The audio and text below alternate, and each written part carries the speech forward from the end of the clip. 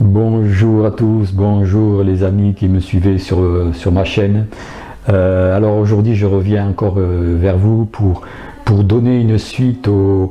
je ne sais pas si vous vous souvenez, j'ai fait une vidéo précédente concernant les conseils que peuvent nous donner les êtres de lumière dans notre quotidien, dans notre vie, pour nous aider, pour nous soutenir et pour avancer de façon plus douce et éviter tous les écueils que nous pouvons rencontrer en ce moment dans notre vie, que ce soit au niveau des peurs, que ce soit au niveau des événements, que ce soit au niveau de ce qui se passe tout autour de nous et au niveau même de tous nos relations qui peut-être ont ces relations des amis, de la famille qui ont des problèmes de santé, etc., et qui sont peut-être un petit peu égarés. Donc voilà, pour éviter aussi de rentrer trop dans l'émotionnel, dans les peurs. Donc la deuxième vidéo, là, cette fois-ci, après la première vidéo que j'ai faite sur les dangers que l'on peut rencontrer quand on navigue sur internet et les conseils qui suivent donnés par les frères de lumière canalisés par Monique Mathieu. Je précise toujours quand même parce qu'il y a différents canaux qui diffusent des messages, mais moi je ne diffuse uniquement que les messages que donne Monique Mathieu.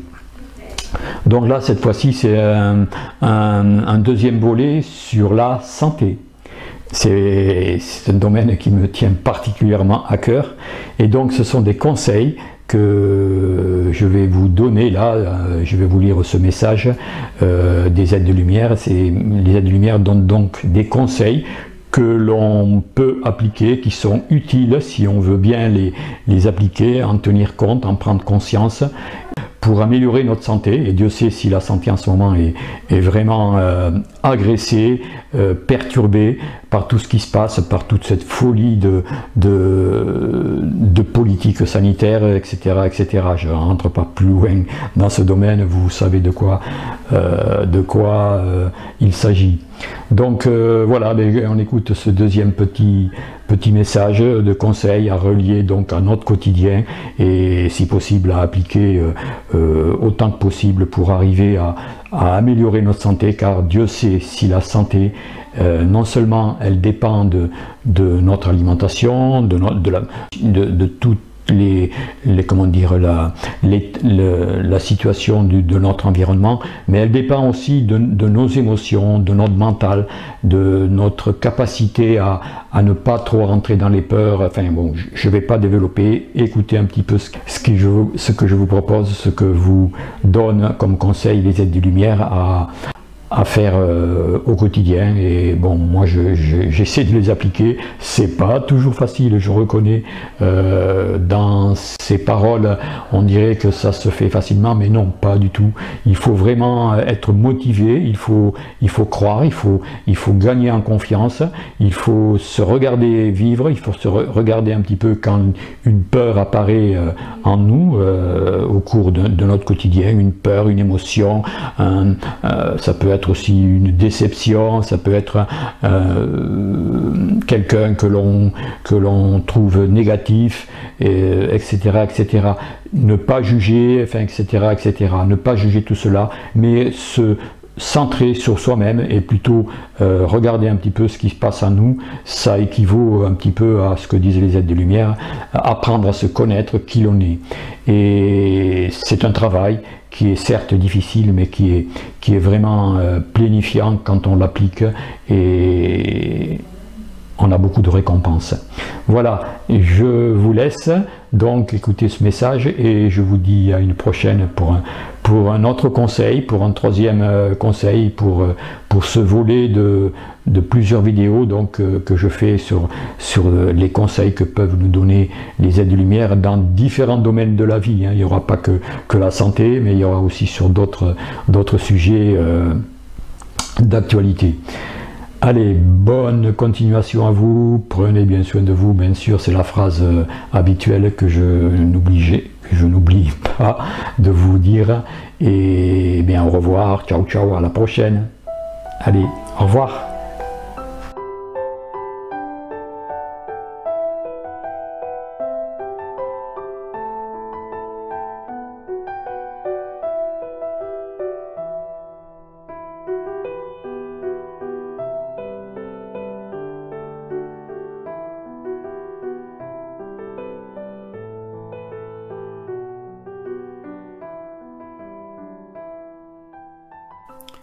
pour être en parfaite santé.